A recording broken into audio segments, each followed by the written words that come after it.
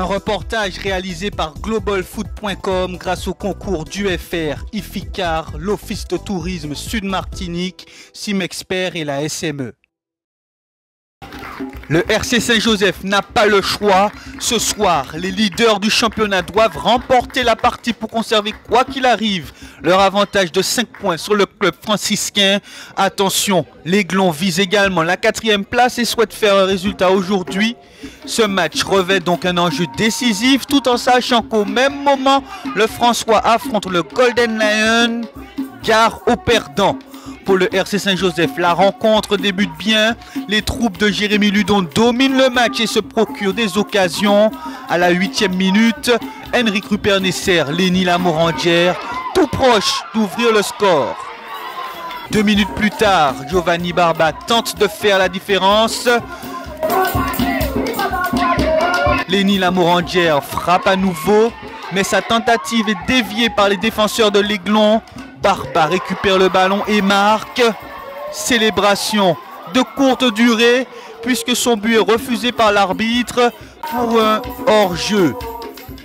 Durant ce premier quart d'heure, le RC continue de pousser et se procure des situations offensives. De son côté, l'Aiglon du Lamentin reste très discret offensivement. Sa première situation est une action partie de corner qui ne donne finalement rien. Le premier quart d'heure passé, les Joséphins continuent à jouer, se procurent des occasions et frappent toujours autant. 21e minute, manque de réussite, toujours pas de but.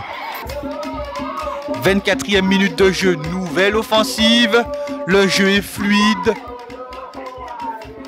À 3 contre 2, Henrik Rupert-Nesser, Giovanni Barba, sa frappe manque de puissance et les filets ne tremblent toujours pas.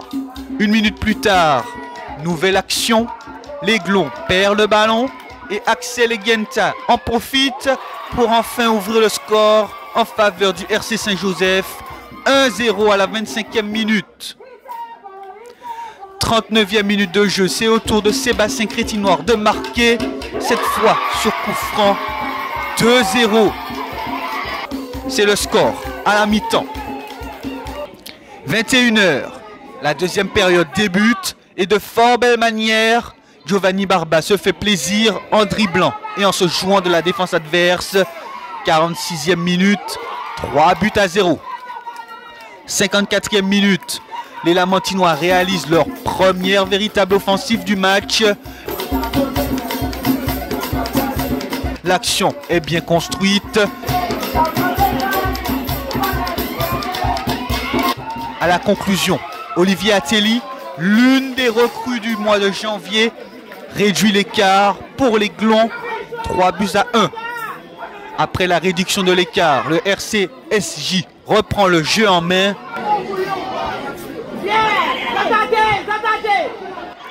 Les joueurs en maillot blanc progressent petit à petit en direction de la surface adverse. Lenny Lamorandière, opposé à Carl-Anthony Marie-Joseph, prend le dessus et offre un caviar à Giovanni Barba qui manque sa frappe. Oh là là. 58e minute, malgré une nette possession du ballon et une volonté accrue de faire la différence offensivement, le manque de finition se fait toujours sentir. À l'image de cette frappe de Lenny Lamorandière. En tout cas, Lamorandière se rattrape à la 70e minute de jeu. Tout seul, il permet à son équipe de mener 4-1 et de filer vers la victoire. 83e minute. Et encore un but.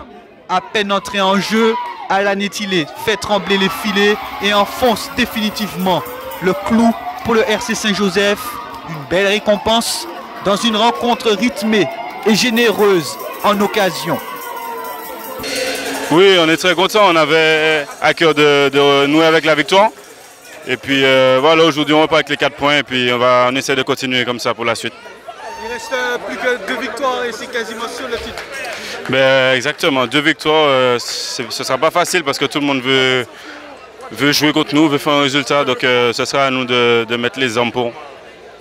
Il n'y a pas grand chose à dire, je pense qu'on a rencontré une équipe qui qui a réussi à réenclencher une dynamique positive après 3 matchs en victoire. Après, je pense qu'on a vu un écart de niveau très important entre une équipe qui a la volonté d'aller chercher un objectif et puis une équipe qui est revenue sur certains bons résultats. Et puis, je pense qu'il n'y a pas de secret dans le football. À partir du moment où on ne respecte pas ce sport, on est puni. On a des joueurs qui s'entraînent une fois par semaine. Et donc forcément, là, ça se voit ce soir. Donc maintenant, je pense que tous, on n'était pas au niveau. Après, il reste 3 matchs. On va essayer de finir au mieux. L'Aiglon du Lamentin tentera ainsi d'accrocher la 4e place d'ici la fin de la saison. Le RC Saint-Joseph, de son côté, reste toujours à 5 points du club franciscain, vainqueur du Golden Lion 2-0.